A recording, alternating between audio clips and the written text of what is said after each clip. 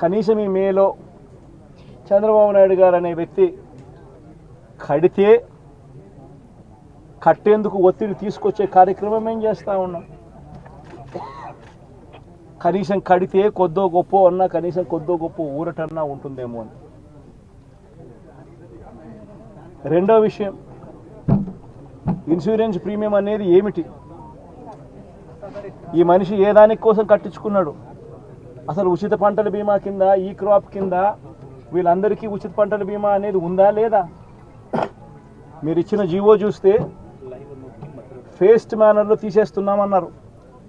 మరి ఫేస్ట్ మేనర్లో తీసే కార్యక్రమం జరుగుతూ ఉన్నప్పుడు ఇక్కడ ఉందా లేదా? అది కూడా ఒక క్వశ్చన్ మార్క్ పరిస్థితిలోనే తీసుకొచ్చే కార్యక్రమం చేస్తూ ఉన్నారు. నేను ఒకటి చెప్తా ఉన్నా, చంద్రబాబు నాయుడు గారి పుణ్యాన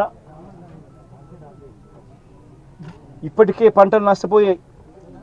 మొన్న రంగు మారిన ధాన్యం పరిస్థితి చూస్తాం, మేజ్ పరిస్థితి చూస్తాం, జవార్ పరిస్థితి చూస్తాం. అన్ని రకాలుగా ఖరీఫ్ పంటల వల్ల ఈ పంటలు వేసిన రైతులందరూ కూడా నష్టపోయిన పరిస్థితిని మనం చూసాం. 2013 ఖరీఫ్లో అదే జరిగింది, 2024 ఖరీఫ్కి సంబంధించి 2023 ఖరీఫ్లో ఇదే జరిగింది, 2024 ఖరీఫ్కి సంబంధించిన ఈ పంటలకు సంబంధించిన పరిస్థితి కూడా అగమ్యగోచరంగానే కనిపిస్తూ ఉంది. సో వెంటనే ప్రభుత్వం అన్నది మానవతా దృక్పథంతో స్పందించాల్సిన అవసరం ఉంది. ప్రభుత్వం అన్నది కట్టాల్సిన ఇన్సూరెన్స్ ప్రీమియం ఖచ్చితంగా కట్టాల్సిన అవసరం ఉంది. ఎవరైనా కూడా ఇన్సూరెన్స్ కట్టలేదు అన్న పరిస్థితి ఉత్పన్నం కాకూడదు. ఈ క్రాప్ అనేది మీ ఇష్టం వచ్చినట్టుగా మీరు నిర్వహిస్తూ ఉన్న పరిస్థితుల మధ్య ఖచ్చితంగా ప్రతి రైతును కూడా నమోదు చేసి ఖచ్చితంగా ఇన్సూరెన్స్ వచ్చేట్టుగా గట్టిగా ప్రెజర్ పెట్టే కార్యక్రమం ఖచ్చితంగా ప్రభుత్వం ముందుకు రావాలి.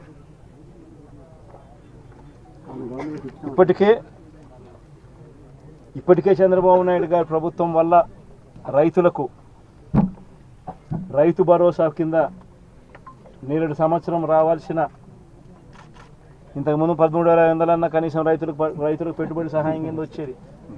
ఈయన వస్తూనే 26,000 ఇస్తానన్నాడు. 26,000 రూపాయలు ఇలా 26,000 కనీసం 20 రూపాయలు కూడా ఇలా. ఇప్పటికే రైతులకు ఈయన వస్తూనే సున్నా వడ్డీ కింద రైతులకు ఇవ్వాల్సిన ఇవ్వాల్సిన సొమ్ము కూడా ఎగరగొట్టేసినాడు ఈయన వస్తూనే. ఈ నేపథ్యంలో ఇక్కడ పరిస్థితి చూస్తే ఇక్కడే ఇంటిగ్రేటెడ్ కోల్డ్ స్టోరేజ్ కనిపిస్తుంది. పులివెందుల అన్నది అరటికి సంబంధించి రాష్ట్రంలోనే అత్యధిక సాగు చేస్తూ ఉన్న ప్రాంతం ఏదైనా ఉంది అని అంటే అరటి సాగులో పులివెందుల రాష్ట్రంలో నెంబర్ 1. పులివెందుల అరటి సాగులో ఇక్కడ పులివెందుల రైతులకు మంచి జరగాలనే ఉద్దేశంతో మా ప్రభుత్వ హయాంలో, వైఎస్ఆర్సీపీ ప్రభుత్వ హయాంలో 25 కోట్ల రూపాయలు పెట్టి ఇంటిగ్రేటెడ్ కోల్డ్ స్టోరేజ్ కూడా పెట్టడం జరిగింది. మా ప్రభుత్వం ఎలక్షన్లకు పోక మునిపే దాన్ని ప్రారంభించడం కూడా జరిగింది. ఎంత దారుణమైన పరిస్థితి ప్రభుత్వంలో ఉంది అని అంటే కనీసం దానికి యూజర్ ఏజెన్సీని టెండర్ పిలిచి యూజర్ ఏజెన్సీని ఐడెంటిఫై చేసి యూజర్ ఏజెన్సీకి దాన్ని అప్పచెప్పి కనీసం దాన్ని వాడుకలేకి కూడా ఈ ప్రభుత్వం తీసుకొని రాకుండా ఈ ప్రభుత్వం నడిపిస్తూ ఉంది అని అంటే వీళ్ళకి రైతుల మీద ఎంత కపట ప్రేమ ఉంది అని చెప్పడానికి ఇంతకన్నా నిదర్శనం అవసరం. అక్కడే గన యూజర్ ఏజెన్సీని గన ఇచ్చి ఉండింటే 500 మెట్రిక్ టన్నులకు సంబంధించిన సామర్థ్యం ఆ కోల్డ్ స్టోరేజ్లో ఉంది కాబట్టి యూజర్ ఏజెన్సీని గన పెట్టి ఉండింటే ఆ యూజర్ ఏజెన్సీ అరటికి సంబంధించిన కొనుగోలు చేసేవాడు. వీళ్ళు రైతన్నలు ఆ యూజర్ ఏజెన్సీ అక్కడ పనిచేస్తూ ఉంది కాబట్టి వీళ్ళైనా కూడా అక్కడ పెట్టుకునే పరిస్థితి ఉండేది. మా ప్రభుత్వ హయాంలో ఏ రకంగా ఎక్స్పోర్ట్ చేసినాము 2 కంటైనర్లను పెట్టి అరటికి సంబంధించి అవి ఇంకా ప్రోత్సహించబడేటివి. ఈరోజు చూస్తే ఎంత దారుణమైన పరిస్థితి అని అంటే, ఒకవైపున రైతుల పరిస్థితి ఈ వర్షాల వల్ల, ఈ గాలుల వల్ల ఇటువంటి దారుణమైన పరిస్థితి ఒకవైపున ఉంటే, మరోవైపున రేటు చూస్తామా అంటే, నెల కిందట 26,000 పలికిన రేటు ఈరోజు 9,000 రూపాయలకు పడిపోయిన పరిస్థితులు చూస్తూ ఉన్నాం. 9,000 కూడా కాదు, ఇంకా 9,000 కూడా కాదు సార్, ఇంకా తక్కువ, ఇంకా తక్కువ అంటున్నారు. వ్యాపారస్తులు ఎంత అంటే బండి పంపడు సార్. ఈరోజు 9,000 కాదు 6,000 అని చెప్తున్నారు రైతులందరూ. ధర పడిపోయిన పరిస్థితులు కనిపిస్తూ ఉన్నాయి. మరి రాష్ట్ర ప్రభుత్వం అన్నది రైతును ఎక్కడ పట్టించుకుంటా ఉంది అని అడుగుతా ఉన్నా. మిర్చి పంట అయినా అదే పరిస్థితి, ధాన్యం కొనుగోలైనా అదే పరిస్థితి. 300 నుంచి 400 రూపాయలు పర్ టన్ను రైతు నష్టపోయిన పరిస్థితి. మిర్చికి 11,800 రూపాయలు కొనుగోలు చేస్తామన్నారు. ఇంతవరకు 1 కేజీ కొనుగోలు చేయాలి ఒక రైతు దగ్గర నుంచి. పెసర పరిస్థితి అదే, శనగల పరిస్థితి అంతే, మినుముల పరిస్థితి అంతే. సింఫనీ తీసుకున్నావా? నాన్న బాగుంది. ఒక విషయం చెప్పు, ఇంకా చాలా కూలర్లు ఉన్నాయి కదా తక్కువ రేట్కే. కానీ అమ్మైతే ఒక్కతే కదా.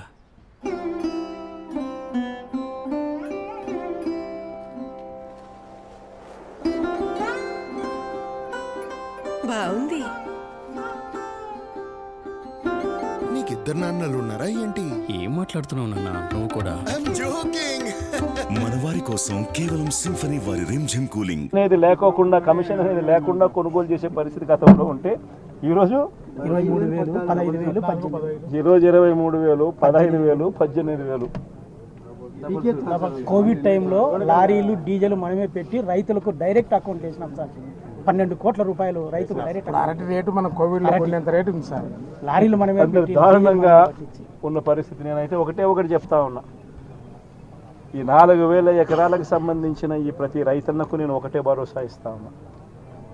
ఈ ప్రభుత్వం మీద ఒత్తిడి తీసుకొచ్చే కార్యక్రమం జరిగేందుకే, చేసేందుకే ఈరోజు నా ఈ పర్యటన. ఈ పెద్ద మనిషి చంద్రబాబు నాయుడు గారు రైతులకు ఇవ్వాల్సిన ఇన్పుట్ సబ్సిడీ ఖచ్చితంగా ఇవ్వాలి, ఇన్సూరెన్స్ సొమ్ము కూడా ఖచ్చితంగా రైతులకు అందరికీ కూడా రావాలి. ఏ రైతన్నకు కూడా ఇవి రాని పరిస్థితి ఎక్కడైనా ఉంది అని అంటే మాత్రం ప్రతి రైతన్నకు నేను ఒకటే చెప్తా ఉన్నా, కళ్ళు మూసుకుంటే సంవత్సరం అయిపోయింది, ఇంకా కళ్ళు మూసుకుంటే మరో 3 ఏళ్ళు ఓపిక పట్టండి. వచ్చేది మన ప్రభుత్వమే. మన ప్రభుత్వం వచ్చిన 1 నెలకే ప్రతి రైతన్న ముఖంలో సంతోషాన్ని చూసేటట్టుగా వాళ్ళకి రాని ఇన్సూరెన్స్ను ఇప్పిస్తా, ఇప్పుడున్న ఇన్పుట్ సబ్సిడీ ఇస్తాను. ఇవ్వడమే కాకుండా ప్రతి రైతన్నకు 2023లో ఏ రకంగా ప్రతి రైతన్నకు 50,000 రూపాయలు మళ్ళీ ఇచ్చినట్టుగా ఆ డబ్బు కూడా మళ్ళీ ఇచ్చే కార్యక్రమం కూడా ఖచ్చితంగా రైతన్నకు. ఇది ప్రతి రైతన్నకు నేను భరోసా ఇచ్చి నేను ఈ విషయం చెప్తా ఉన్నా.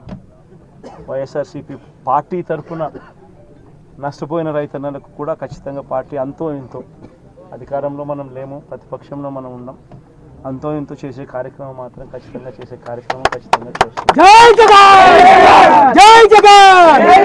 అది రాబోయే రోజుల్లో అవినాష్తో నేను మాట్లాడుకొని, అవినాష్ ప్రతి రైతుకు మేలు జరిగేట్టుగా, ఎంతో కొంత మేలు జరిగేట్టుగా అవినాష్ ద్వారా అది చేయించే కార్యక్రమం కూడా చేస్తాం.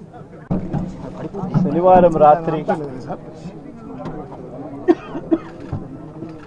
కురిసిన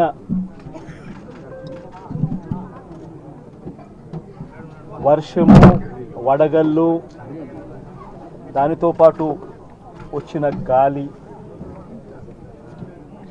వీటి అన్నిటి కారణంగా దాదాపుగా 4,000 ఎకరాలు పంట నష్టం జరిగింది. ఈ లింగాల మండలంలోనే కోమనూతల, తాతిరెడ్డిపల్లి, చెర్లోపల్లి, ఎగోపల్లె, పార్నపల్లె, ఇంకా పక్కన అనంతపురం జిల్లాలోని నిర్జాంపల్లె అండ్ రాడితోట, దాదాపుగా ఇవన్నీ 4,000 ఎకరాలకు సంబంధించిన పంట నష్టం జరిగింది. ఇక్కడే ప్రభుత్వం అన్నది ఇక్కడే మానవత్వ దృక్పథంతో ఆలోచన చేయాల్సిన అవసరం ఉంది. ఎకరాకు పెట్టుబడి ఖర్చు కనీసం అంటే ₹1,50,000 పైసలకు మాటే. తీరా పంట చేతికొచ్చే సమయానికి పరిస్థితి ఈ మాదిరిగా ఉత్పన్నం కావడంతో దాదాపుగా రైతన్నలు దాదాపుగా 10 లక్షలు 15 లక్షలు 15 లక్షలు 10 లక్షలు ఇవన్నీ కూడా నష్టపోయిన పరిస్థితులు చూస్తూ ఉన్నాం.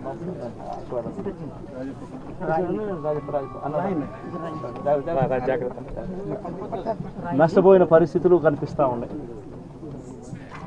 ఈరోజు నేను ఒకటే అడుగుతా ఉన్నా, పంటల బీమాకు సంబంధించి మొట్టమొదటి ఇష్యూ లేవనెత్తుతా ఉన్నా. ఉచిత పంటల బీమా అన్నది రైతులకు ఇంతకు ముందు ఒక హక్కుగా వైఎస్ఆర్సీపీ ప్రభుత్వ హయాంలో జరిగేది. చంద్రబాబు నాయుడు గారు ప్రభుత్వం వచ్చిన తర్వాత ఉచిత పంటల బీమాను ఎత్తేసాడు.